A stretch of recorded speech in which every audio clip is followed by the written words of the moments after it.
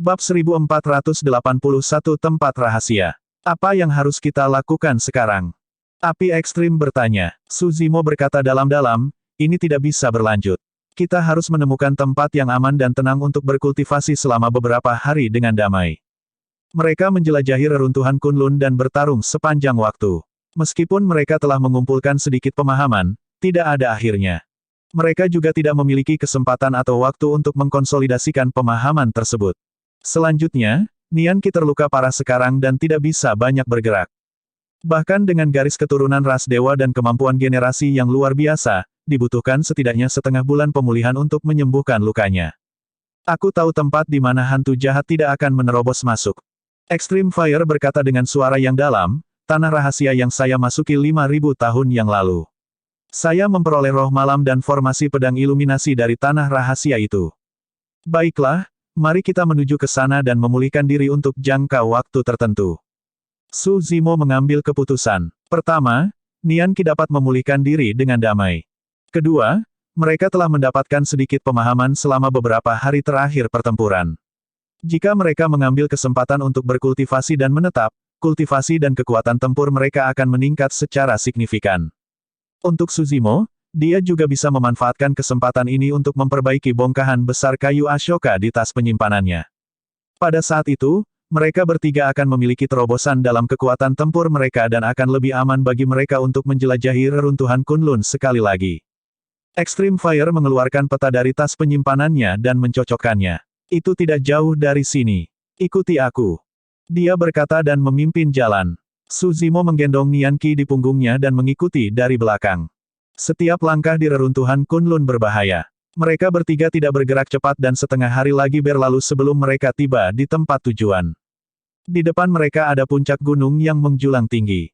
Puncak gunung dipenuhi dengan bebatuan aneh dan tanah tandus tanpa tanda-tanda kehidupan. Extreme Fire membawa mereka berdua ke dalam gua di kaki gunung.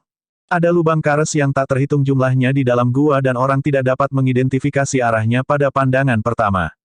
Ikuti aku dari dekat. Jangan tersesat. Extreme Fire mengingatkan dan mengikuti peta di tangannya dengan cermat ke dalam lubang kares. Ada banyak jalan bercabang di gua ini. Extreme Fire sering berganti arah dan berjalan menuju salah satu jalan bercabang.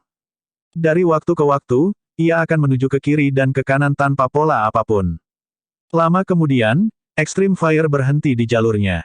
Suzimo menoleh. Di depan mereka ada terowongan lain yang sangat panjang tanpa ujung yang terlihat. Di dalamnya, ada banyak mayat berserakan di tanah dengan senjata berserakan di mana-mana.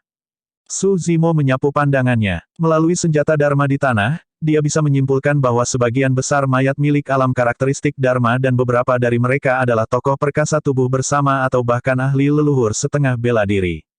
Para ahli telah meninggal untuk waktu yang lama dan tubuh mereka tertutup debu.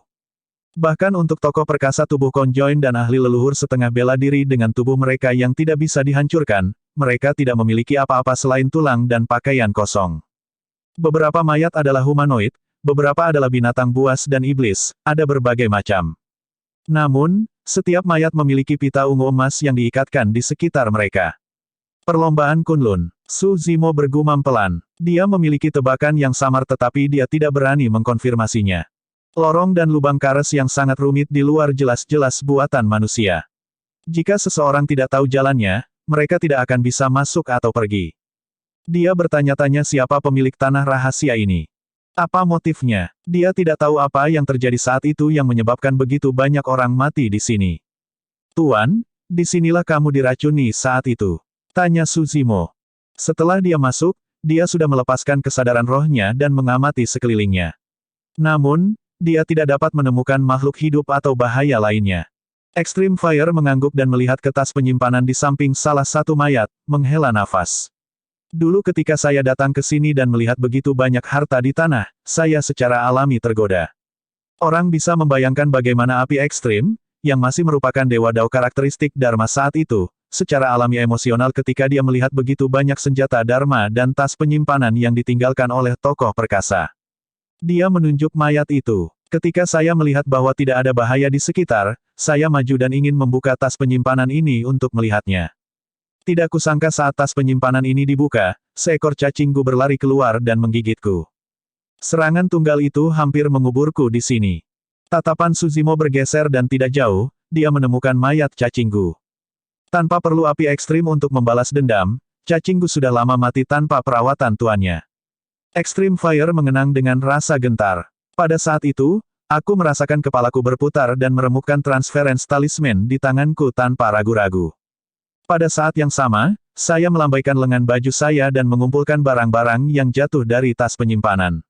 Setelah itu, saya jatuh ke terowongan spasial dan diteleportasi ke pegunungan Changlang di wilayah utara. Kemudian, Extreme Fire menggunakan sisa kesadarannya untuk membuka gua tempat tinggal di sana dan bertarung melawan racun selama 5.000 tahun sebelum bertemu Suzimo dan bertahan hidup. Kalau dipikir-pikir, semuanya hanya bisa digambarkan sebagai kebetulan yang aneh. Extreme Fire masih merasa emosional ketika mengingat masa lalu. Kalau begitu, roh malam, batu iluminasi, dan formasi pedang iluminasi jatuh dari tas penyimpanan itu. Tanya Suzimo. Tidak, api ekstrim menggelengkan kepalanya. Saat aku membuka tas penyimpanan itu, memang ada banyak barang yang jatuh. Ada Illumination Stone dan Illumination Sword Formation tapi telur Night Spirit tidak ada. Saat menyebutkan itu, api ekstrim sepertinya tenggelam dalam ingatannya dan mengerutkan kening. Pada saat itu, penglihatan saya sudah agak kabur. Saya merasa seolah-olah telur Night Spirit telah berguling dari terowongan dan melompat ke air mata dimensional yang dibentuk oleh transference talisman untuk berteleportasi bersama saya. Hati Suzimo bergetar. Jika Extreme Fire tidak salah, itu berarti bukan dia yang mengeluarkan Night Spirit. Sebaliknya, Night Spirit adalah makhluk hidup dan memilih Extreme Fire untuk meninggalkan reruntuhan Kunlun dengan bantuan yang terakhir. Itu tidak mustahil. Kembali ke kedalaman kota Beiming, telur Kunpeng yang menetas di mata air surgawi primordial memiliki kecerdasan yang tidak lebih lemah dari orang dewasa dan memiliki banyak emosi yang rumit. Telur Kunpeng itu bahkan bisa merasakan betapa menakutkannya tubuh utama Martial Dao.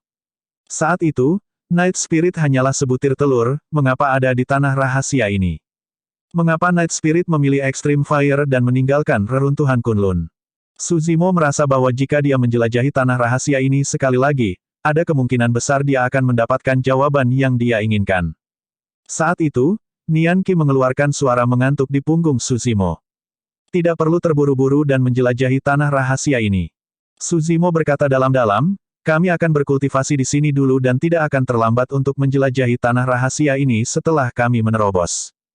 Baik, Extreme Fire mengangguk setuju juga. Di kedua sisi lorong ada banyak ruang rahasia. Suzimo dan dua lainnya tiba di ruang rahasia terdekat dan masuk untuk berkultivasi dalam pengasingan. Previous. Bab 1482 Raksasa Yu. Waktu tidak ada di pegunungan dan kultivasi tidak ada habisnya. Sudah 20 tahun sejak Suzimo memasuki reruntuhan Kunlun. Dalam 20 tahun terakhir, ada banyak perubahan di daratan Tianhuang juga.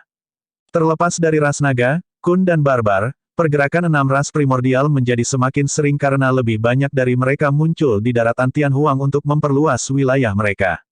Selama 20 tahun terakhir, sekte dan faksi kecil yang tak terhitung jumlahnya telah dianeksasi oleh 6 ras primordial. Bahkan ada lebih banyak pembudidaya yang mati. Saat ini, 6 ras primordial masih menahan diri dan tidak bentrok langsung dengan sekte super.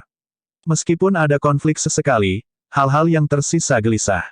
Selama 20 tahun terakhir, 6 ras primordial tidak santai sama sekali dalam pencarian mereka untuk Suzimo. Namun, tidak peduli bagaimana mereka mencari, mereka tidak dapat menemukan Suzimo. Seolah-olah Suzimo telah menghilang dari daratan Tianhuang. Sekte Esensi Kekacauan. Divan duduk di gua tempat tinggal dengan deretan murid di bawah tanggung jawabnya. Mereka baru saja kembali dari 4 wilayah, 3 samudera, dan 1 benua di daratan Tianhuang dan sudah usang dalam perjalanan. Masih belum ada berita tentang Desolate Martial. Divan bertanya dengan cemberut. Tidak, salah satu murid berkata dengan suara yang dalam, sejak Desolate Martial muncul di luar Istana Enigma, dia sepertinya telah menghilang tanpa jejak. Bahkan, saya menduga bahwa Desolate Martial mungkin sudah mati. Huff. Divan mendengus dingin dan memelototi murid itu, menakuti murid itu sehingga dia mengecilkan lehernya dan bergidik. Siapa Desolate Martial? Divan berkata dengan dingin, jika dia adalah seseorang yang akan mati dengan mudah, bagaimana dia bisa lolos 2 kali dari tanganku? Murid-murid lain melaporkan berita satu demi satu juga, tetapi tidak ada dari mereka yang bisa menemukan jejak Desolate Martial.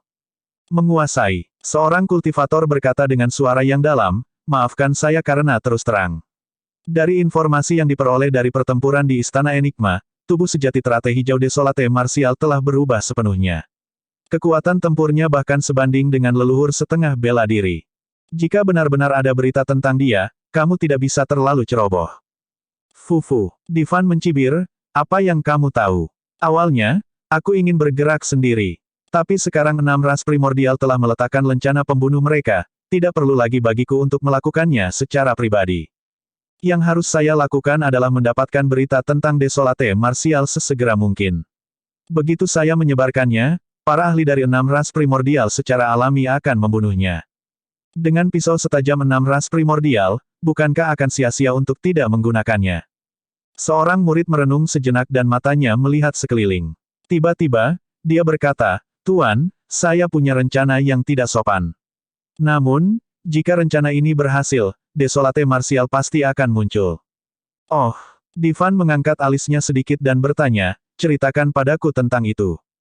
Murid itu tersenyum lembut. Saya mendengar bahwa Desolate Martial sangat setia dan sentimental. Dia berasal dari puncak ethereal wilayah utara. Jika kita menuju ke puncak ethereal, menekan pembudidaya mereka dan menyebarkan berita, Desolate Martial pasti akan muncul begitu dia mendengarnya. Mata Divan berbinar ketika dia bergumam sambil berpikir, kita bisa mencoba metode ini. Wilayah utara, saya dapat mengundang rekan Taois Chen Yu dari Istana Kaca serta rekan Daois di Jue dari Sekte Pedang untuk melihat-lihat puncak ethereal. Pada pemikiran itu, Divan mengeluarkan beberapa bangau roh dari tas penyimpanannya dan menulis pesan, menyebarkan bangau pembawa pesan ke Sekte Super seperti Istana Kaca dan Sekte Pedang. Wilayah utara. Hari ini, 2 orang tiba di sekitar pegunungan Changlang. Pria dan wanita sama-sama berada di alam tubuh bersama. Pria itu tinggi dan mengenakan tudung besar yang menutupi wajahnya sepenuhnya. Wanita itu tampak tidak berbeda dari manusia. Dia memiliki sosok ramping, montok dan kakinya terbuka, ramping dan panjang. Kulitnya seputih salju dan wajahnya sangat cantik. Siapapun yang melihat wajah dan sosok itu akan tercengang. Hei Tuo, mengapa kamu secara misterius membawaku ke sini? Wanita itu sedikit mengernyit dan bertanya. Suaranya juga sangat menyenangkan. Pria bernama Hei Tuo terkekeh dan berkata, Nyonya muda, Anda tidak tahu. Tempat saya membawa Anda ke sini hari ini ada hubungannya dengan Desolate Martial. Suara Hei Tuo serak dan tidak menyenangkan. Oh. Wanita itu mengangkat alisnya sedikit dengan ekspresi tertarik. Jika ada orang dari 6 ras primordial ada di sini, mereka akan dapat mengenali mereka berdua. Keduanya berasal dari ras raksasa. Nama pria itu adalah raksasa Hei Tuo. Wanita itu adalah penjelmaan monster paling terkenal dari ras raksasa di generasi ini, Raksasa Yu. Ras raksasa sangat misterius. Orang-orang itu sangat jelek dengan wajah hijau dan taring terbuka, menyerupai hantu jahat. Namun, para wanita itu sangat cantik, mereka tidak kalah dengan peri dari 9 surga. Raksasa Yu tidak hanya tak tertandingi di antara rekan-rekannya di ras raksasa, penampilannya juga tak tertandingi. Nyonya muda, lihat ke sana. Raksasa Hei Tuo menunjuk ke suatu tempat tidak jauh di mana pohon-pohon bunga persik paling subur. Ada sebuah kota di sana bernama Kota Pingyang. Saya melihatnya. Raksasa Yu mengangguk dan merasakan dengan mata tertutup. Tidak ada yang istimewa dari kota ini. Ini hanya sekelompok manusia dengan rentang hidup yang sedikit lebih lama. Oh, ada juga pohon bunga persik yang mendapatkan perasaan dan menjadi iblis. Namun, itu juga tidak seberapa. Dalam sekejap mata, Raksasa Yu memindai kota Ping yang dari ujung kepala hingga ujung kaki. Nyonya muda, Anda tidak mengerti. Raksasa Hei Tuo berkata dengan angkuh, aku sudah menyelidikinya. Kota Ping yang adalah tempat munculnya Desolate Martial. Saya mendengar bahwa ini adalah kota tempat dia memperoleh Dao dan muncul begitu saja. Jadi, Raksasa Yu acuh tak acuh. Teman-teman lama Desolate Martial di masa lalu telah meninggal. Apa hubungannya kota Ping yang dengannya? Nyonya muda, saya mendengar bahwa Desolate Martial sangat sentimental dan telah kembali ke kota Ping yang berkali-kali. Raksasa Hei Tuo berkata, kota ini terpelihara dengan baik meskipun era kacau sekarang ini. Bela diri Desolate pasti memainkan peran besar dalam fakta itu. Karena kita tidak bisa menemukan Desolate Martial, kenapa kita tidak memakan semua orang di kota ini? Kita juga bisa melampiaskan kebencian kita. Nada suara raksasa Hei Tuo berubah bersemangat saat menyebutkan makan orang. Di bawah tudung gelap, lidah merah mengerikan menjulur dan menjilat bibirnya. Raksasa Yu sedikit mengernyit sebagai perlawanan. Mereka hanya manusia biasa, apa yang bisa dimakan? Nyonya muda, mengapa kamu menjadi begitu baik hati? Raksasa Hei Tuo bertanya. Jika aku benar-benar ingin makan, aku akan memakan beberapa ahli dari ras manusia. Apa gunanya memakan manusia ini? Raksasa Yu mencibir. Terus, Raksasa Hei Tuo cemberut. Karena kita sudah di sini, kita tidak bisa kembali dengan tangan kosong. Kita harus mengisi perut kita bagaimanapun caranya. Nyonya muda, jangan khawatir. Aku pasti akan meninggalkan iblis pohon bunga persik tubuh konjoin itu untukmu. Saat mereka berdua sedang mengobrol di pegunungan Changlang, dua lampu surgawi menyala di ruangan gelap di kediaman keluarga Su di kota Pingyang. Seorang pembudidaya berjubah ungu melayang turun dari sofa dengan tatapan membara. Sambil tersenyum lembut, dia bergumam, tidak kusangka kamu akan menyimpan desain di kota Pingyang. Bab 1483, siapa yang Anda panggil semut? Penerjemah, Lege. Tempat tinggal Su. Pintu kamar terbuka. Seorang bocah lelaki yang lembut dan naif masuk.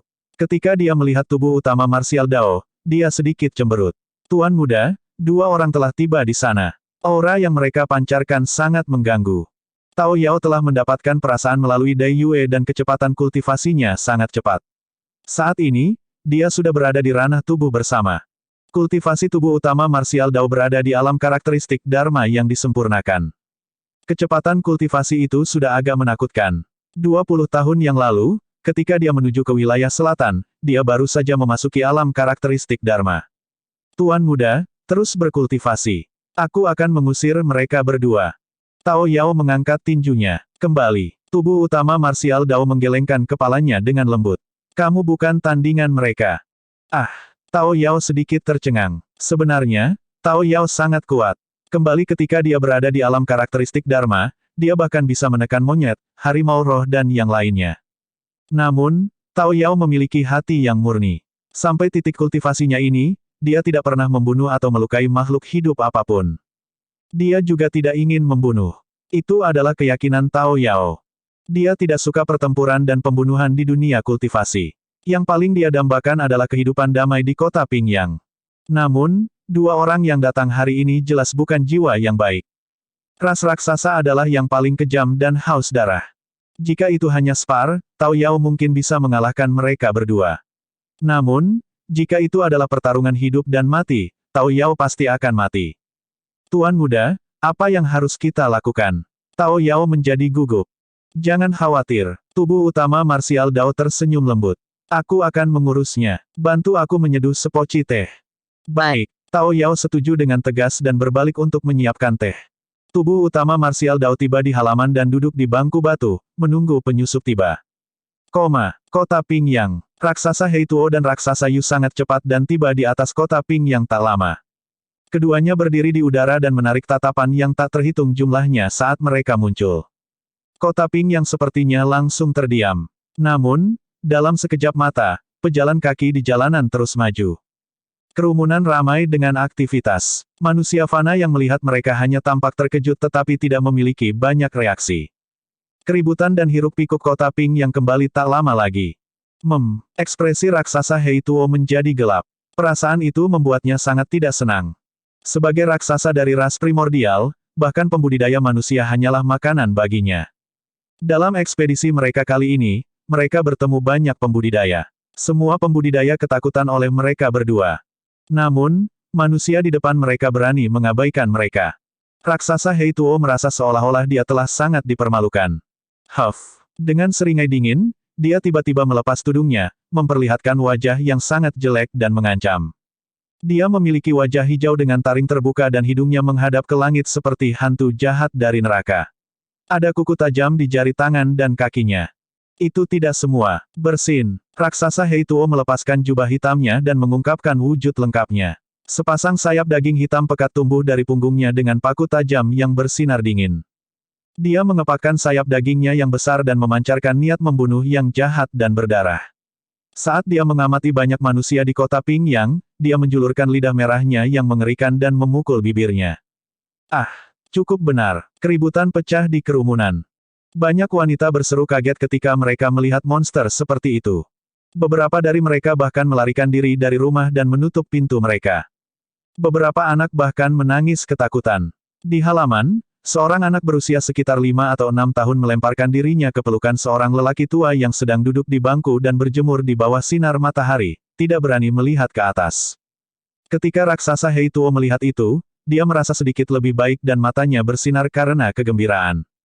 Hal favoritnya adalah melihat semut-semut itu panik, takut, dan berteriak di depannya. "Anakku, jangan takut." Orang tua itu sangat tenang dan tersenyum ketika dia menepuk punggung anak itu, menghibur yang terakhir, ini hanya beberapa monster kecil yang sembrono. Itu tidak banyak. Apa? Raksasa Heituo tertegun sejenak.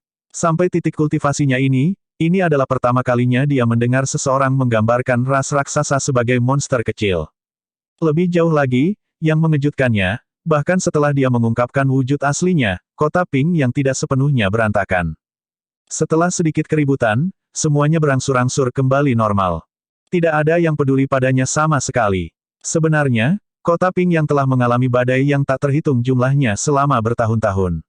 Namun, itu selalu aman dan sehat di bawah perlindungan Tao Yao dan tubuh utama marsial Dao. Terutama bagi generasi tua kota Ping yang mereka tidak lagi terkejut dengan hal-hal seperti itu. Di dalam hati mereka, iblis-iblis ini tidak dapat menyebabkan masalah di kota Ping yang dengan tuan muda kedua Su di sekitar. Semut sepertimu tidak tahu apa yang baik untukmu. Raksasa Heituo memelototi lelaki tua di halaman dengan mata melebar dan membuka mulutnya, ingin melahap keduanya. Tiba-tiba, di samping, raksasa Yu mengerutkan kening dan berkata, ada yang tidak beres. Apa yang salah? Raksasa Heituo bertanya secara naluriah. Raksasa Yu menunjuk ke halaman sederhana di kota Pingyang dan berkata dengan tegas, ada seseorang di sana. Itu adalah Dewa Dao karakteristik Dharma. Raksasa Heituo menyapu pandangannya. Di halaman, seorang kultivator berjubah ungu duduk menghadap mereka dan menyesap teh dengan santai dengan ekspresi acuh tak acuh. Di belakang pembudidaya berjubah ungu berdiri seorang anak laki-laki merah muda dan lembut yang terlihat sangat patuh, itu adalah iblis pohon bunga persik yang mereka temukan. Orang itu terlihat familiar. Raksasa Yu melihat profil samping pembudidaya berjubah ungu tetapi tidak dapat mengingat dari mana dia melihatnya. Dia hanya berada di alam karakteristik Dharma. Apa yang salah? Raksasa Heituo mengerutkan kening. Nyonya muda, bukankah kamu membuat keributan karena tidak ada apa-apa? Raksasa Yu terus mengerutkan kening. Namun, ketika kesadaran roh saya mencari kota Ping yang sebelumnya, saya tidak menemukan keberadaan orang itu. Dengan kata lain, orang itu bisa bersembunyi dari deteksi kesadaran rohku. Haha, raksasa Heituo tertawa terbahak-bahak. Nyonya muda, Anda terlalu banyak berpikir. Itu hanya Dewa Dao karakteristik Dharma. Bahkan jika Desolate Martial ada di sini, lalu apa? Nyonya muda, lihat aku menyerang dan menekan semut itu. Dalam sekejap, raksasa Heituo tiba di langit di atas kediaman segera. Raksasa Yu bingung dan mengikuti dari belakang. Saat itu, pembudidaya berjubah ungu di halaman berbalik dan menatap raksasa Heituo di udara, bertanya dengan acuh tak acuh, siapa yang kamu panggil semut? Anda, pupil raksasa Yu mengerut ketika dia melihat wajah kultivator berjubah ungu. Wajah orang itu identik dengan gambar orang yang dia lihat di balapan raksasa. Namun, orang dalam gambar itu memiliki jubah hijau dan rambut hitam. Adapun orang ini, dia mengenakan jubah ungu dan memancarkan kekuatan dan berat yang tak terlukiskan. Bahkan dia merasa bergidik. Bela diri sunyi. Raksasa Yu berseru dengan tidak percaya di matanya yang indah. Bab 1484, 100 kaki. Penerjemah, Lege. Ketika raksasa Heituo mendengar kata-kata Desolate Martial, dia tertegun sejenak sebelum bereaksi. Dia jelas bukan Desolate Martial. Raksasa Heituo mencibir, semua orang tahu bahwa Desolate Martial telah memasuki ranah tubuh bersama. Saya rasa ini hanyalah tiruan dari Desolate Martial. Petik 2. Raksasa Yu mengangguk juga. Itu adalah penjelasan yang paling logis. Biasanya, jika pembudidaya mengolah teknik cloning, ranah kultivasi mereka akan lebih rendah dari tubuh utama mereka dan kekuatan tempur mereka akan sangat berkurang. Awalnya, saya hanya ingin menjelajahi kota Pingyang dan makan kentang goreng kecil. Untuk berpikir bahwa saya akan menangkap ikan besar di sini. Petik 2. Raksasa Heituo menyeringai. Desolate Martial, kamu hanyalah klon karakteristik Dharma. Beraninya kau melawanku. Bahkan jika tubuh utamamu datang, aku akan mencabik-cabiknya. Raksasa Yu berkata dengan acuh tak acuh, aku sudah lama mendengar bahwa Desolate Martial memiliki tiruan naga Phoenix. Untuk berpikir bahwa Anda memiliki klon ketiga. Petik 2. Karena tubuh utamamu bersembunyi, aku akan menghancurkan tiruanmu hari ini. Awalnya, raksasa Yu tidak tertarik dengan kota Pingyang. Namun, karena klon Desolate Martial ditemukan, perjalanan mereka tidak sia-sia. Tubuh utama Martial Dao memiliki ekspresi acuh tak acuh. Memang, saya mengolah teknik cloning. Namun, kalian salah tentang satu hal. Petik 2. Oh, raksasa Yu mengangkat alisnya. Tubuh utama Martial Dao berkata perlahan, tepatnya, tubuh naga Phoenix dan tubuh teratai hijau adalah kloninganku. Apa yang kamu lihat sekarang adalah tubuh utamaku. Raksasa Yu dan raksasa Hei Tuo sedikit tercengang. Hahaha. Segera, raksasa Hei Tuo tertawa terbahak-bahak.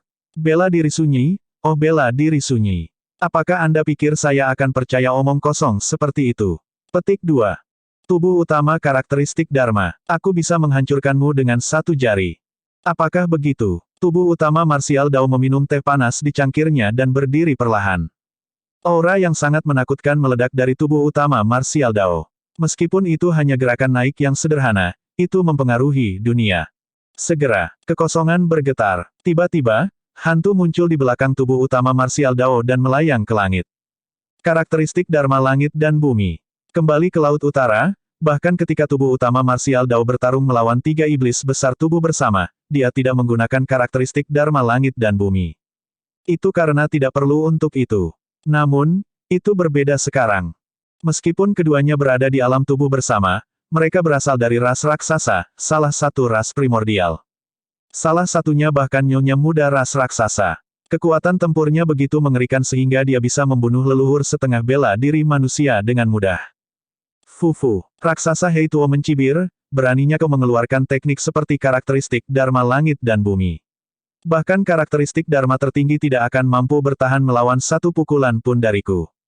Raksasa Yu tidak tertawa. Dia merasakan aura gemetar dari karakteristik Dharma yang meningkat dengan cepat.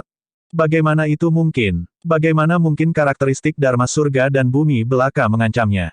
90 kaki. Dalam sekejap mata, karakteristik Dharma langit dan bumi dari tubuh utama Martial Dao telah naik ke ketinggian 90 kaki. Namun, karakteristik Dharma langit dan bumi masih berkembang pesat tanpa tanda-tanda akan berhenti. Mungkinkah karakteristik Dharma bela diri Desolate juga telah dibudidayakan hingga ketinggian 99 kaki? Raksasa Yu sedikit mengernyit. Kembali dalam pertempuran lembah surga dan bumi, tubuh sejati teratai hijau pernah menggunakan karakteristik Dharma langit dan bumi setinggi 99 kaki untuk membunuh sosok perkasa tubuh bersama dari ras primordial. Tentu saja, raksasa Yu tidak kenal takut. Meskipun karakteristik Dharma langit dan bumi setinggi 99 kaki itu sulit untuk dihadapi, itu bukan ancaman baginya. 91 kaki, 95 kaki, 99 kaki. Hantu yang sangat tinggi menjulang ke langit dengan aura yang menakutkan. Berdiri tegak, ia memiliki tatapan membara seperti makhluk suci. Segera setelah itu, tepat di depan raksasa Yu dan raksasa Hei Tuo, karakteristik Dharma langit dan bumi setinggi 99 kaki naik 1 kaki lagi. Ledakan, ledakan, langit dan bumi bergemuruh. Tekanan yang sangat tebal turun.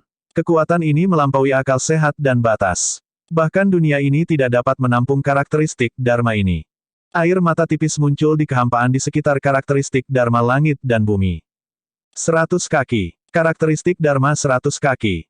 Di dunia kultivasi, 9 adalah angka yang ekstrim. Bahkan tubuh sejati teratai hijau hanya mencapai ketinggian 99 kaki setelah menggabungkan 3 karakteristik Dharma tertinggi dan tidak menembus penghalang itu.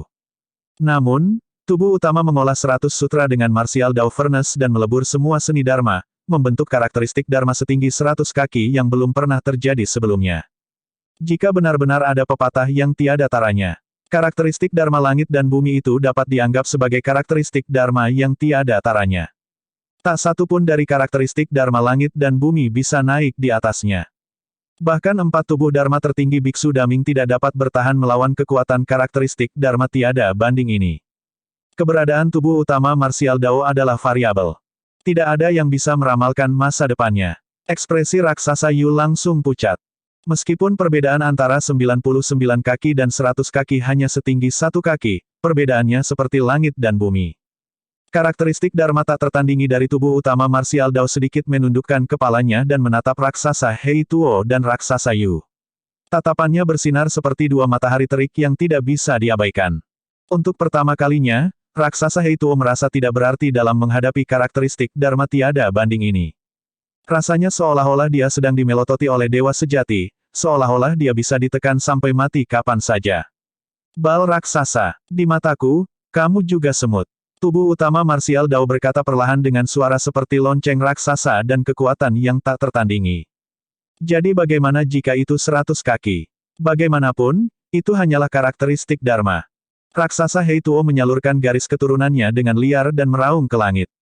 Dua pedang melengkung yang dingin dan berkilauan muncul di antara kedua tangannya saat dia mengepakkan sayapnya, ingin memanfaatkan teknik gerakannya untuk bermanuver di sekitar karakteristik Dharma Peerless yang tingginya 100 kaki. Kamu melebih-lebihkan dirimu sendiri. Tubuh utama marsial Dao mencibir dan kesadaran rohnya bergerak. Karakteristik Dharma tiada banding di belakangnya tiba-tiba mengulurkan telapak tangannya dan menekan raksasa Heituo. Telapak tangan raksasa itu menutupi langit. Kekuatan mengerikan dan kekuatan mengamuk menghujani. Bahkan kecepatan raksasa Heituo menjadi sangat lambat di bawah selubung kekuatan itu.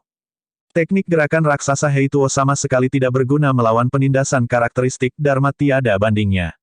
Dia hanya bisa memilih untuk bertarung melawan karakteristik Dharma Peerless secara langsung. Ah!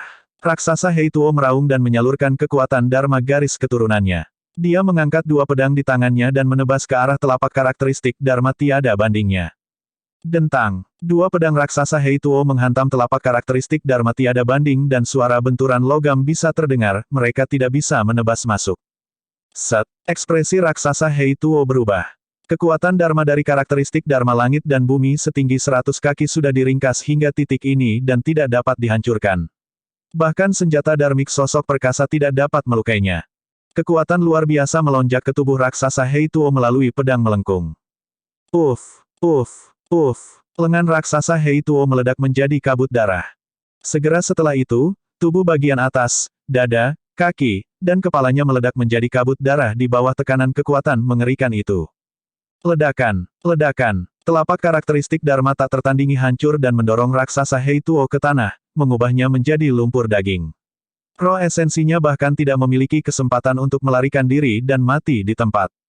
Tubuh utama marsial Dao menyerang. Yang diperlukan hanyalah satu pukulan untuk menekan sosok perkasa tubuh bersama dari ras raksasa sepenuhnya. Bab 1485, Kirim atau Mati. Raksasa Heituo telah mati terlalu cepat. Raksasa Yu tercengang oleh karakteristik Dharma tak tertandingi 100 kaki dari tubuh utama marsial Dao. Sebelum dia bisa bereaksi, raksasa Heituo sudah mati. Tubuh utama marsial Dao memiliki ekspresi dingin saat tatapannya beralih ke raksasa Yu. Karakteristik Dharma Peerless di belakangnya melakukan hal yang sama. Dua cahaya surgawi bersinar dan raksasa Yu merasakan tekanan luar biasa seolah-olah dia tidak lagi memiliki rahasia. Kirim atau mati. Tubuh utama marsial Dao berkata perlahan. Karakteristik Dharma tiada banding berbicara pada saat yang sama. Suara itu memekakkan telinga dan bergema di seluruh dunia. Bahkan ketika raksasa Yu dan raksasa Heituo turun, tubuh utama marsial Dao telah mengaktifkan formasi susunan di sekitar tempat itu dan mengisolasinya. Jika tidak, gempa susulan belaka dari pertukaran mereka sudah cukup untuk meruntuhkan kota Ping yang ke tanah. Tunduk, seolah-olah dia telah mendengar lelucon terbesar di dunia, raksasa Yu tertawa karena marah. Jadi bagaimana jika Anda memiliki karakteristik Dharma setinggi 100 kaki? Apakah Dao Lord karakteristik Dharma layak membuat saya tunduk? Petik 2. Sosok raksasa Yu melintas saat dia memegang pedang melengkungnya dan menyerang tubuh utama marsial Dao. Orang-orang dari ras raksasa memiliki wajah hijau dan taring terbuka. Bahkan ada sayap di punggung mereka yang menakutkan. Namun, para wanita dari ras raksasa sangat cantik. Mereka tidak memiliki sayap daging atau kuku tajam dan hanya terlihat lebih tinggi dari manusia biasa. Meskipun dia tidak memiliki sayap daging, teknik gerakan raksasa Yu bahkan lebih cepat dari raksasa Heituo. Kecepatan ras raksasa adalah yang tercepat di antara 9 ras primordial. Bahkan ras Golden Crow sedikit lebih rendah. Namun, karakteristik Dharma tak tertandingi dari tubuh utama marsial Dao mendistorsi kekosongan dimanapun pandangannya bisa mencapai. Setiap langkah yang diambil menyebabkan tanah bergetar. Bahkan satu embusan udara dari karakteristik Dharma Peerless ini akan menciptakan badai kekuatan Dharma dan memadatkan seni Dharma yang menakutkan. Setiap gerakan adalah seni Dharma. Seketika, kekuatan Dharma di bagian dunia itu melonjak. Tidak peduli seberapa cepat raksasa Yu, dia harus memiliki cukup ruang untuk menghindar. Namun, Dunia ini dipenuhi dengan seni dharma yang tak ada habisnya dan masing-masing dari mereka sangat kuat, dia tidak bisa mengelak sama sekali. Mustahil. Raksasa Yu memiliki ekspresi bingung dan matanya yang indah bersinar dengan panik. Waktu dan energi seseorang terbatas. Bagaimana dia bisa mengolah begitu banyak seni dharma? Petik 2. Ledakan. Karakteristik Dharma Peerless meninju dan arus udara raksasa melonjak. Pukulan itu sepertinya bisa membuat lubang di cakrawala. Raksasa Yu tidak punya tempat untuk lari. Desolate Martial, kamu sudah keterlaluan. Tiba-tiba, Raksasa Yu menjerit dan menyalurkan garis keturunannya. Dia menyulap segel tangan dengan kedua tangan dan memukul tinju raksasa. Pada saat yang sama, matanya menyala saat dia mengayunkan pedang melengkung di tangannya dan berteriak pelan, apokaliptik raksasa slash. Bayangan pedang melintas dan menebas ke arah tinju karakteristik Dharma tiada bandingnya. Mata tubuh utama Martial Dao terfokus. Bagi semua orang, itu hanyalah tebasan dari Raksasa Yu. Namun, dia bisa melihat bahwa Raksasa Yu telah menebas ratusan kali dalam sekejap mata.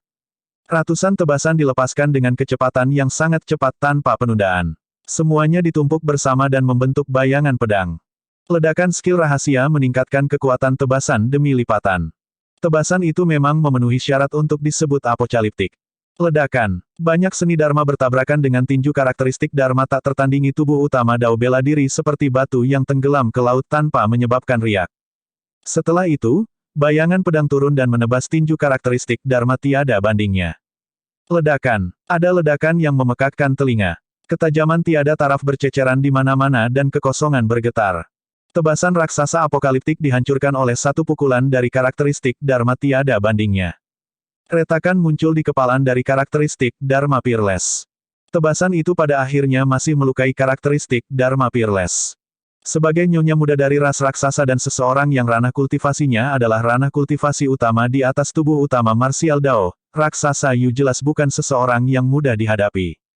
Merusak. Tidak dapat menghancurkan karakteristik Dharma Peerless dengan keterampilan rahasia, Raksasa Yu menyalurkan garis keturunannya sekali lagi dan suara tsunami bergema dari tubuhnya. Setelah itu, sebuah fenomena muncul di belakangnya. Tidak heran mengapa Raksasa Yu adalah monster generasi ini yang menjelma dari ras raksasa, dia telah mengembangkan fenomena Bloodline. 5 wanita raksasa muncul di sekitar Raksasa Yu. Mereka cantik dan tanpa cacat, mengenakan kerudung dengan sosok menawan. Namun, mereka memiliki ekspresi dingin dan memelototi tubuh utama Martial Dao tanpa emosi. Membunuh. Raksasa Yu berteriak. 5 wanita raksasa di sampingnya menyerang pada saat yang sama dan melepaskan tebasan raksasa apokaliptik mereka. 5 bayangan pedang turun. Kali ini, bahkan karakteristik Dharma Peerless dari tubuh utama Martial Dao tidak bisa mengelak dan dipukul berat oleh 5 tebasan raksasa apokaliptik. Retakan, retakan, retakan. Tubuh karakteristik Dharma tiada tanding berangsur-angsur retak. Tidak peduli seberapa kuat karakteristik Dharma Peerless itu, ada batasnya. Di bawah serangan Raksasa Yu yang terus-menerus, karakteristik Dharma tiada banding akhirnya tidak bisa bertahan. Dalam sekejap mata, itu menghilang. Hehe, Raksasa Yu berdiri di lingkaran 5 raksasa dan mencibir seperti bulan yang diterangi oleh sekelompok bintang. Desolate Martial, karakteristik Dharma 100 kakimu hancur. Mari kita lihat apa yang Anda miliki untuk membuat saya tunduk. Petik 2. Fenomena garis darah. Tubuh utama Martial Dao berkata dengan acuh tak acuh, aku juga punya. Sebelum kalimatnya selesai, sosok tubuh utama Martial Dao tiba-tiba menghilang. Jantung Raksasa Yu berdetak kencang dan dia langsung tegang. Dia melepaskan kesadaran rohnya dan memindai sekelilingnya terus-menerus, tetapi dia tidak dapat menemukan jejak tubuh utama Martial Dao. Desolate Martial, di mana kamu? Raksasa Yu sedikit gugup dan menyalurkan fenomena Bloodline-nya. 5 wanita raksasa melindunginya dengan erat. Tiba-tiba, dia merasakan suhu seluruh dunia naik dan api ungu menyala dengan ganas di kehampaan. Fenomena Bloodline dari tubuh utama Martial Dao adalah tungku raksasa. Itu adalah tungku Dao bela diri yang dapat memelihara 100 sutra dan mencium semua seni dharma serta surga dan bumi. Alasan mengapa Raksasa Yu tidak bisa melihat tubuh utama Martial Dao adalah karena dia sudah berada di tungku raksasa. Ini adalah pertarungan antara fenomena Bloodline. Astaga, seorang wanita raksasa di samping Raksasa Yu berkobar dengan api dan membubung ke langit. Dalam sekejap mata, wanita raksasa yang terkondensasi dari fenomena Bloodline menjadi abu. Ekspresi Raksasa Yu menjadi lebih pucat. Dia sudah menyadari bahwa dia telah jatuh ke dalam fenomena Bloodline pihak lain. Kirim atau mati. Suara tubuh utama marsial Dao terdengar dengan kekuatan dan dominasi yang tak ada habisnya, tidak ada pilihan ketiga untuk raksasa Yu. Dia harus tunduk atau mati. Sebagai nyonya muda ras raksasa, bagaimana aku bisa tunduk padamu? Raksasa Yu mencibir, bela diri desolate, bermimpilah. Astaga, saat api ungu melonjak, wanita raksasa lain berubah menjadi ketiadaan dan menghilang. Astaga, astaga, astaga, hanya dalam beberapa napas, para wanita raksasa di samping raksasa Yu semuanya disempurnakan oleh martial Dao Furnace. Ini berarti bahwa fenomena Bloodline raksasa Yu dibakar menjadi abu oleh martial Dao Furnace. Kirim atau mati. Suara tubuh utama martial Dao terdengar sekali lagi. Namun, kali ini, terlepas dari kekuatan yang tak ada habisnya, ada sedikit tekad, dingin, dan niat membunuh dalam suaranya. Bab 1486, Melindungi Ethereal. Penerjemah, Lege. Raksasa Yu sudah menyadari bahwa Desolate Martial akan benar-benar memurnikannya menjadi abu jika dia tidak menyerah. Desolate Martial sama sekali tidak peduli dengan wanita. Untuk beberapa alasan, raksasa Yu tiba-tiba merasa sedih. Sampai saat ini kultivasinya, bakatnya menakutkan dan kecantikannya tak tertandingi di seluruh ras. Ada banyak contoh dan inkarnasi monster yang mengejarnya, kapan dia pernah menderita keluhan seperti itu. Dia belum pernah diganggu seperti ini sebelumnya. Dia adalah nyonya muda dari ras raksasa dan sangat sombong. Menurutnya, tidak ada seorang pun di dunia ini yang bisa membuatnya tunduk. Faktanya, tidak ada seorang pun di seluruh ras raksasa yang layak untuknya, apalagi membuatnya tunduk. Namun, dominasi tubuh utama martial Dao menyebabkan keyakinan raksasa Yu runtuh. Sampai titik kultivasinya ini, dia belum pernah bertemu seseorang yang begitu tidak masuk akal dan mendominasi. Seketika, dia bingung dan tidak tahu harus berbuat apa. Apakah saya akan mati di tangan Dewa Dao karakteristik Dharma hari ini? Bela diri Desolate ini benar-benar menjijikkan. Sangat menjijikkan. Apakah tidak ada pilihan ketiga? Pada saat hidup dan mati itu, pikiran raksasa Yu benar-benar kacau. Tidak ada yang ingin mati.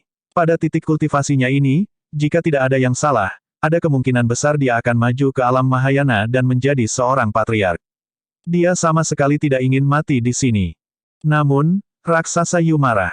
Apakah dia benar-benar harus tunduk pada Desolate Martial?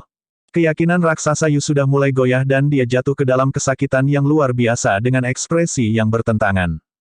Namun, api ungu di Martial Dao Furnace tidak memiliki niat untuk berhenti dan mulai membakar tubuhnya. Desolate Martial, kamu benar-benar terlalu menjijikkan. Raksasa Yu menjerit. Desolate Martial bahkan tidak mau memberinya waktu untuk mempertimbangkan. Mata raksasa Yu memerah dan air mata menggenang di dalamnya. Namun, dia pantang menyerah dan menolak untuk membiarkan mereka jatuh. Akhirnya, dia menggertakkan giginya dan berkata dengan penuh kebencian, aku bisa tunduk, tapi aku tidak akan pernah mengkhianati ras raksasa atau menyakiti klanku. Dia adalah nyonya muda ras raksasa dan garis keturunan raksasa mengalir di dalam dirinya. Itu intinya. Tiba-tiba, raksasa Yu merasa tubuhnya menjadi ringan dan rasa bahaya bahwa hidupnya tergantung pada seutas benang telah lenyap. Api ungu yang mengelilinginya awalnya telah menghilang juga. Seolah-olah dia telah kembali ke dunia yang akrab itu. Lingkungan tidak lagi mencekik atau terik. Udaranya segar. Tidak jauh dari sana, tubuh utama martial Dao duduk santai di meja batu dan menyesap teh dengan santai dengan ekspresi acuh tak acuh. Anak yang lembut dan patuh berdiri menjaga di belakangnya dengan tenang. Semuanya tampak damai. Raksasa Yu merasakan kegembiraan melarikan diri dari bencana. Bahkan orang yang sangat menjijikkan itu terlihat jauh lebih enak dipandang. Namun, dia dengan cepat menyadari situasinya. Saat ini, dia sudah tunduk pada Desolate Martial. Secara teoritis, Dao Lord karakteristik Dharma di hadapannya adalah tuannya. Namun, dia tidak bisa memaksa dirinya untuk memanggilnya Tuan. Dengan ekspresi dingin, raksasa Yu berkata dengan suara yang dalam, bela diri Desolate, aku akan tunduk padamu, tapi aku tidak akan memanggilmu Tuan. Sesuai keinginan kamu, tubuh utama martial Dao berkata dengan acuh tak acuh tanpa marah atau memaksakan apapun. Raksasa Yu sedikit mengernyit, ini bukan reaksi yang dia harapkan. Setelah hening sejenak, dia melanjutkan, juga, aku pasti tidak akan melakukan sesuatu seperti menyajikan teh atau menuangkan air. Sesuai keinginan kamu, itu masih merupakan jawaban dari tubuh utama martial Dao. Raksasa Yu tertegun sejenak. Mengapa Desolate Martial tiba-tiba menjadi begitu santai? Segera, Dia sepertinya memikirkan sesuatu dan tidak bisa membantu tetapi mengubah ekspresinya sedikit. Mengepalkan tinjunya dengan erat, dia menggertakkan giginya. Desolate Martial, jangan pernah berpikir untuk menyentuhku. Sebagai nyonya muda ras raksasa, aku pasti tidak akan mengkhianati tubuhku. Kamu terlalu banyak berpikir. Raksasa Yu diinterupsi oleh tubuh utama Martial Dao sebelum dia bisa menyelesaikannya. Kali ini, Raksasa Yu benar-benar sedikit linglung. Tidak perlu baginya untuk memanggilnya tuan, menuangkan teh untuknya, menawarkan tubuhnya atau mengkhianati klannya. Dari kelihatannya, tidak ada ruginya dengan tunduk pada Desolate Martial. Saat pikiran itu terlintas di benaknya, Raksasa Yu meludah ke dalam. Alasan mengapa dia dalam keadaan seperti itu sepenuhnya karena Desolate Martial, bagaimana dia bisa memiliki pemikiran seperti itu. Raksasa Yu mengangkat kepalanya dan meratap dalam hati, aku pasti bingung karena panas yang luar biasa barusan. Saat itu, badan utama Martial Dao berkata perlahan, saya tidak akan menuntut atau membatasi kebebasan Anda dalam keadaan normal. Faktanya, kamu bahkan bisa menantangku kapan saja jika kamu merasa cukup kuat. Selama kamu bisa mengalahkanku, tentu saja kamu tidak perlu tunduk padaku. Petik 2. Ketika dia mendengar itu, mata Raksasa Yu berbinar ketika dia bertanya, apakah kamu serius? Ini setara dengan memberinya harapan. Selama dia bisa mengalahkan Desolate Martial, dia bisa melepaskan diri dari belenggu ini. Kamu tidak perlu mempertanyakan kata-kataku. Tubuh utama Martial Dao berkata dengan acuh tak acuh. Apa sebenarnya yang kamu ingin aku lakukan? Raksasa Yu bertanya dengan suara yang dalam. Tubuh utama Martial Dao berkata, mereka sekarang dan pergilah ke puncak etiril untuk menjaganya secara rahasia. Bunuh siapa saja yang masuk tanpa izin ke puncak etiril. Itu saja, Raksasa Yu tidak bisa mempercayainya. Alasan mengapa Desolate Martial ingin dia tunduk adalah karena dia ingin dia melindungi sekte. Itu saja, tubuh utama Martial Dao mengangguk. Raksasa Yu memandang tubuh utama Martial Dao dengan ekspresi yang bertentangan. Dia tiba-tiba menyadari bahwa dia tidak dapat memahami orang ini. Sesaat kemudian, Raksasa Yu tiba-tiba bertanya, saya ingin tahu mengapa Anda memberi saya pilihan daripada membunuh saya langsung. Ada dua alasan. Badan utama Martial Dao berkata, pertama, Anda menghentikan raksasa itu di luar kota Pingyang. Selanjutnya, Anda tidak membunuh manusia. Petik 2. Kedua, alasan mengapa aku menyelamatkan hidupmu adalah karena aku ingin kamu melindungi puncak etiril. Itu saja, Raksasa Yu sedikit mengernyit. Itu saja. Tubuh utama Martial Dao mengangguk. Huff. Raksasa Yu mendengus dingin dan berbalik untuk pergi. Untuk beberapa alasan, dia merasakan rasa kehilangan dan frustrasi yang tidak dapat dijelaskan. Tak lama, dia tiba-tiba berbalik dan melihat tubuh utama Martial Dao, mencibir, bela diri yang sunyi, aku bahkan belum membuat sumpah Dao. Apakah kamu tidak takut aku akan melarikan diri secara diam-diam? Petik 2. Jika Anda melarikan diri, saya secara alami akan menangkap Anda kembali. Nada tubuh utama Martial Dao tenang tetapi kata-katanya luar biasa mendominasi. Dia masih menjijikkan seperti biasanya. Raksasa Yu mencibir dalam hati dan berbalik untuk pergi. Embusan angin bertiup melewati dan sosoknya menghilang.